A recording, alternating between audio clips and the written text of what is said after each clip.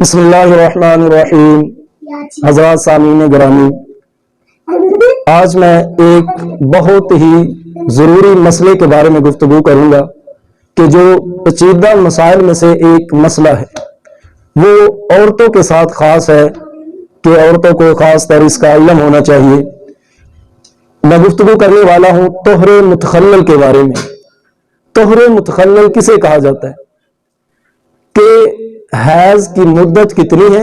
پوری گفتگو سننے کے بعد یہ بات سمجھ آئے گی، یہ مسئلہ سمجھ آئے گا کہ حیض کی مدت فقہاء اکرام کے نزدیک کتنی ہے۔ امام ابو حنیفہ کے نزدیک 10 دن مدت ہے حیض کی، اور حیض عورت کو جو خون آتا ہے ماہواری کا اسے حیض کہتے ہیں۔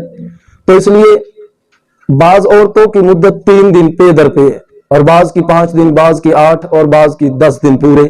تو اس لیے زیادہ سے زیادہ مدت 10 دن 1 عشرہ، اور کم سے کم مدت 1 دن بھی 3 دن مدت حیض کی ہے۔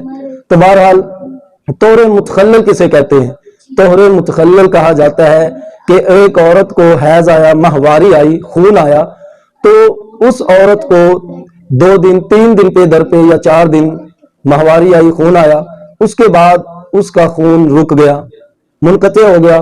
پھر اگر 4 دن خون آیا تو 5ویں یا 6ٹھے دن اسے، چوتھے دن مثال کے طور پہ ظہر کے وقت اس کا خون منقطع ہوا، بند ہو گیا، تو اب 5ویں دن ظہر کے وقت یا کسی بھی وقت میں اس کو پھر دوبارہ خون کا دھبا لگا یا پھر خون آنا شروع ہو گیا، اور اسی طرح پھر اگر رک جاتا ہے اور پھر 8ویں یا 10ویں دن آتا ہے تو اسے طہر متخلل کہا جاتا ہے، یعنی وقفے پہ خون آنا، اور بیچ میں خون کا، درمیان میں خون کا منقطع ہو جانا، بند ہو جانا، تو یہ طہر متخلل ہے، یعنی عورت کا خون درمیان میں رک جائے۔